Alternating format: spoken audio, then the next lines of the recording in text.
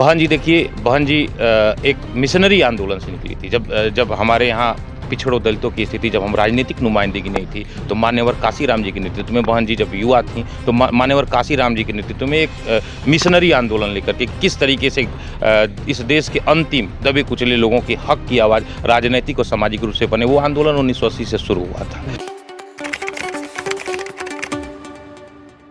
Doctor हैं, मतलब आपने डॉक्टर की डिग्री ली है? नहीं, हाँ, डॉक्टर की उपाधि मुझे मिली है। हाँ, हाँ। मैं लखनऊ विश्वविद्यालय से डॉक्टरेट मैंने मैंने कहा। हाँ, शोध कार्य मैंने पूरा किया है। अच्छा, अच्छा। और पेशे से मैं अधिवक्ता हूँ। अधिवक्ता कहाँ पे अधिवक्ता है इस समय? अभी मैं बनारस में ही, बनारस जिला न्यायालय में हम प्रैक्टिस अपना शुरू किए हैं। तो आप भी उमेश सिंह के साथ हैं? बिल्कुल, उमेश सिंह के साथ ही नहीं, मैं विगत 2 दशकों से डॉक्टर उमेश सिंह को मैं जानता हूँ।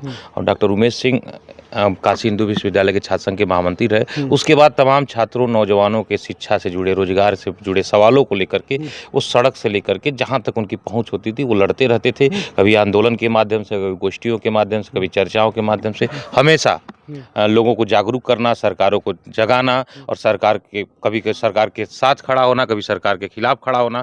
और उनका जो एक ही मुद्दा रहता था, कैसे छात्र नौजवान एक गरिमापूर्ण तरीके से अपने रोजगार को पाए और इस देश और इस समाज के निर्माण में और इस धरा के निर्माण में, इस वसुधैव कुटुंबकम को मजबूत करें। आप भी वकालत करते हैं? बिल्कुल। वकालत करने के साथ साथ इस बीजेपी सरकार में आपने क्या देखा? देखिए, भारतीय जनता पार्टी की सरकार पहले अटल बिहारी वाजपेयी के नेतृत्व में बनी थी, 5 साल की, वो गठबंधन की सरकार थी। लेकिन पूर्ण बहुमत की सरकार नरेंद्र मोदी के नेतृत्व में बनी। देश कई स्तरों पे बटा। एक हमने ये तय किया था कि भारत जब आज़ाद हुआ था तो भारत की नागरिकता का डिस्क्रिमिनेशन किसी आधार पे नहीं होगा, विभाजन नहीं होगा। लेकिन जब से बीजेपी सरकार बनी, उसने धर्म के आधार पे, क्षेत्र के आधार पे, ज़रूरत पड़ी तो जात के आधार पे, ज़रूरत पड़ी तो गोत्र के आधार पे, ज़रूरत पड़ी तो वर्ण के आधार पे उन्होंने बांटने का ही काम किया। तो एक तो उन्होंने मनुष्यता को बांटा है।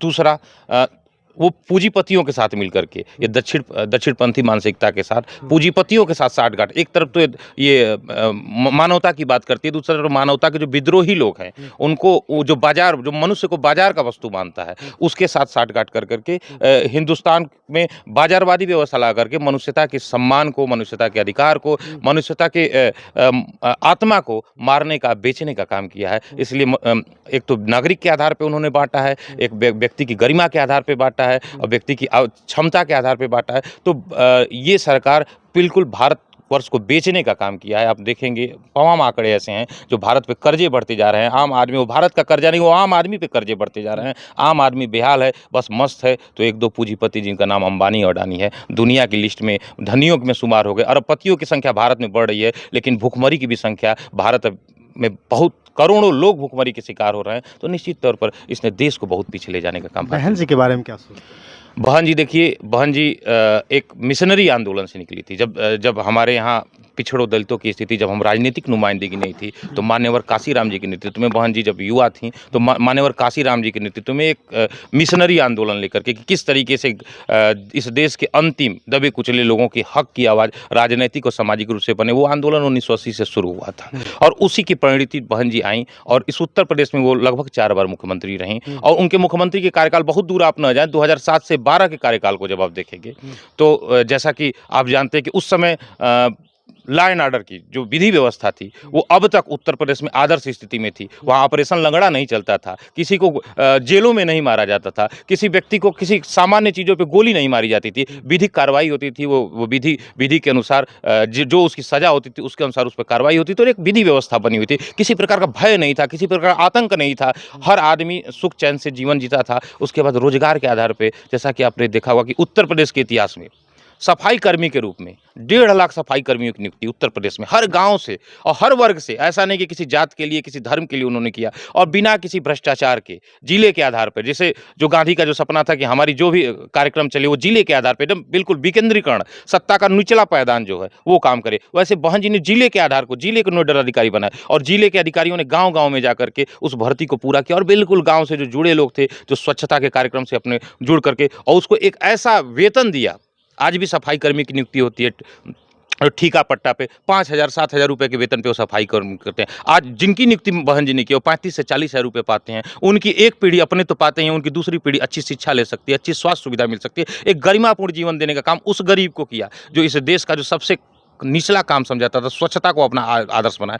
उसके बाद पुलिस की भर्ती हुई। पुलिस की भर्ती अभी इस सरकार ने भी कराया। 50 से लाख से ऊपर के नौजवानों ने भरा। 1 साल की प्रक्रिया चल रही है, पेपर आउट हो गया, ये बुलडोज़र चला लें, चाहे फांसी पे लटका दें, लेकिन उन 50 लाख नौजवानों के सपनों को इन्होंने तो ज़रूर ही कुचल दिया। लेकिन बहन जी के समय 1.5 लाख सिपाहियों की भर्ती हुई थी, उसमें कहीं कोई भ्रष्टाचार नहीं होता। शारीरिक और शैक्षणिक मानदंड के आधार पे जो योग्य लोग दिखे थे, उसको बहन जी ने भर्ती करा और भी करे। उन्होंने बैकलॉग की भर्ती की, जो पिछड़ों दलितों की वैकेंसियाँ खाली चली जाती थी रिजर्वेशन के दौर में, उसको बहन जी ने लेके आई और उन्होंने खुलेआम कहा और सर्व समाज ने उसको स्वीकार किया कि जो हमारे पिछड़े और दलित भाई हैं, जो चूक गए हैं इस व्यवस्था में, इस सरकारी व्यवस्थाओं में अपनी भूमिका अदा करने के लिए, उन्होंने महिलाओं को देने का काम किया। महिला सशक्तिकरण की जो सबसे बड़ी आवाज़ निकली, तो महिलाओं की, दलितों की, पिछड़ों की, जनजातियों की, वो सारे वर्ग जो समाज में छूटे हुए थे, जो सपना था अम्बेडकर का सपना था, जिन्होंने संविधान में पिरोया था, जो गांधी का सपना था, जो अंतिम व्यक्ति के आंखों में जो सपने थे उसको पूरा करना चाहते थे, उस सपने को बहन मायावती जी ने, और वो नारा दिया, सर्वजन हिताय सर्वजन सुखाय। न धर्म के आधार पे, न जात के आधार पे, न क्षेत्र के आधार पे हम किसी प्रकार के विभाजन को स्वीकार नहीं करते हैं। हम मनुष्य को मनुष्य के आधार पे देखेंगे, जो दबा है, जो कुचला है, उसको हम प्राथमिकता देंगे, और वो हमारे जो सर्वजन, जो हमारे बहुजन समाज के लोगों के साथ, जो हमारे सवर्ण समाज के लोग हैं, उनके साथ कंधा से कंधा मिलाकर उनकी भूमिका तय करेंगे। तो निश्चित तौर पर एक आदर्श राज्य की जो भूमिका होती है, उस भूमिका को बहन मायावती जी ने, जो भी उनके कार्यकाल रहे उसको आप देख लेंगे, खंगाल लेंगे और अपनी स्मृतियों पे जोर डालेंगे, तो एक आदर्श राज्य की भूमिका के तौर पे बहन जी ले आई। और डॉक्टर उमेश सिंह के रूप में उन्होंने जो प्रत्याशी दिया है, वो प्रत्याशी आज पूरे गाजीपुर की जनता निश्चित तौर पे जरूर चुनेगी, क्योंकि मुद्दा अब न सहानुभूति पे चलेगा, न जात पे चलेगा, न धर्म पे चलेगा। गाजीपुर का चुनाव सिर्फ मुद्दों के आधारित पे होगा, जनता के मुद्दे पर। डॉक्टर उमेश कुमार सिंह विगत 3 दशकों से उन मुद्दों को लेकर के लड़ते रहे हैं और आगे भी लड़ेंगे, और जनता अगर उन्हें विश्वास देगी तो देश की ऊपरी सदन में जाकर के देश में बहन जी की नीतियों को लागू करने का काम करेंगे। धन्यवाद। चलिए।